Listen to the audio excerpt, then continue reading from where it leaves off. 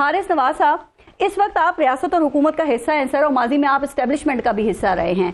इस वक्त आपको लगता है कि इन इलेक्शंस में पाकिस्तान तहरीक इंसाफ जो है उसको लेवल प्लेइंग फील्ड वैसी मिल रही है जैसे कि बाकी जमातों के पास है या उन्हें मिली हुई है? देखें पारस, बात यह है कि इसमें कसूर किसका है।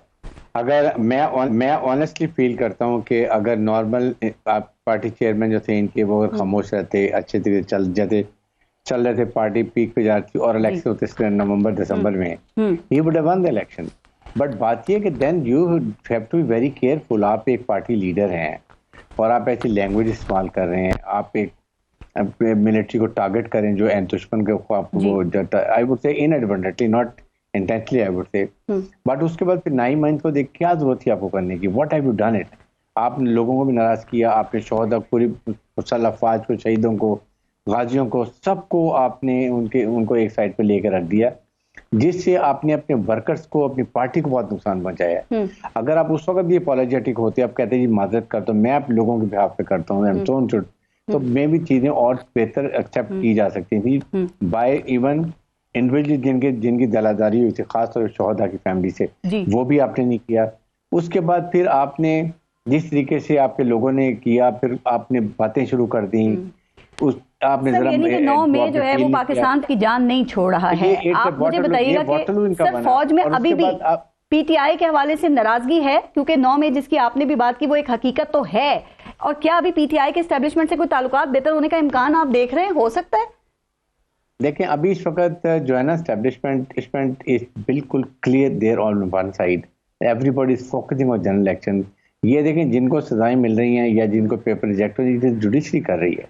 आप अब आरओज आपके हैं, उसके बाद प्रेसिडेंट ऑफिसर्स हैं, और उसके बाद जुडिशरी जो कर रही है, दे रिस्पॉन्सिबल। इस पे हमारा, आई वुड नॉट से my self, establishment is not involved in it. It is not very clear आप ठीक कह रहे हैं, लेकिन देखिए हारिस नवाज साहब, खान साहब कह रहे हैं कि मां से बात करने की कोशिश कर रहा हूं।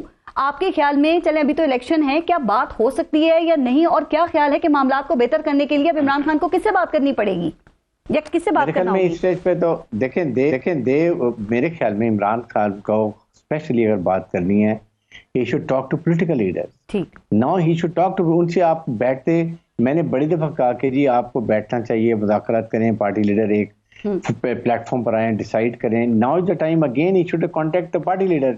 पीपल्स पार्टी भी है, पीटी ही से कि मैंने जी किसी बात नहीं करनी है, फौज और एस्टैब्लिशमेंट इन्वॉल्व होना चाहती है, then how will the thing go? आपको चाहिए था कि आप पोलिटिकल बात पे बैठते, मुज़ाकरात करते। मौलाना फजलुर रहमान है, नवाज शरीफ की PMLN है, पीपल्स पार्टी है, the other party are there. आप बैठ के अभी भी उनसे बात करने की कोशिश करें, but they are not established, not talking to anyone. Now they have got nothing. We are focusing only on fair, free and transparent elections. जो इलेक्शन को मैं कह रहे हैं हम उसके हिसाब से काम करें। सर ये बताइएगा कि ये इलेक्शन ड्यूटी के लिए फौज और रेंजर्स के जो एहलकार हैं, इनकी फरामी कैसे होगी? आपके इल्म में है ना 3 या 3.5 लाख जो एहलकार हैं वो चाहिए, तो आप समझते हैं कि इस हवाले से फौज बिल्कुल तैयार है? देखें आई थिंक रेंजर तो जितनी मैक्सिमम कर सकते दे दी जाएगी, सिविल आर्म फोर्स दी जाएंगी, लेकिन मुसल्लह अफवाज, इवन आई डोंट रिकमेंड, मैं ये कहता हूँ कि ये क्लस्टर्स ऑफ पोलिंग स्टेशन हों, उनमें कोई करेक्शन फोर्स बना के इसको रखा जाए, जहाँ इमरजेंसी हो 10 से 15 मिनट में they should reach and stabilise the situation जहाँ भी खराब होती है। फौज को अगर पोलिंग स्टेशन में लेकर आएंगे, वही बात होगी जी फौज ने धांधली कर दी, फौज ने ये कर दिया। तो इट इज बेटर कि we remain away from military.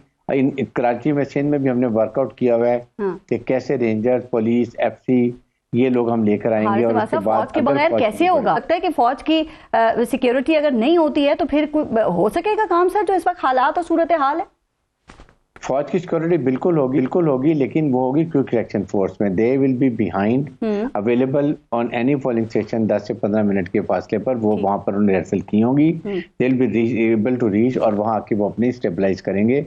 That is what I would say. फौज को बिल्कुल सामने नजर नहीं आना चाहिए, हमें इस चीजों में अवॉइड करना चाहिए। यही फिर बाद में ब्लेम आता है जी ये कर दिया फौज ने, अंदर था वोटिंग गलत कर दी।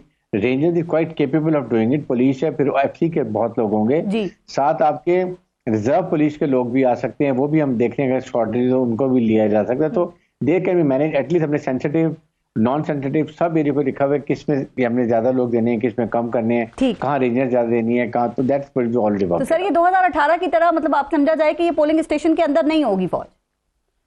मैं this is what I feel के मैं रिकमेंड भी नहीं करता कि पॉलिसी के अंदर बिल्कुल नहीं होनी चाहिए फौज। ठीक। अच्छा सर, एक बात, पीटीआई का जो शिकवा है कि उनको फील्ड में असर नहीं है और बहुत थोड़ी सी जो फील्ड थी वो भी बल्ले के निशान से वापस चली गई है। जाहिर है ये सुप्रीम कोर्ट का फैसला है जो मैंने शुरू में आपसे बात की थी। तो आप समझते हैं कि इस इलेक्शन की जो क्रेडिबिलिटी है वो मुतासिर हुई है या हो सकती है आगे? ये पीटीए के पास अपने जरूर बात होगी अगर वो लूज करते हैं कि हमें ये हमारा जो इंतखाबी निशान ले लिया जिससे फर्क पड़ा है। बट देखें, ये election commission, supreme court of Pakistan कितने डेलिब्रेशन किए हैं, उसके बाद ये सारा किया गया है। वहां पर देयर टू बी ब्लेम। अगर किसी चीज पे ब्लेम करना है तो then they should go to that.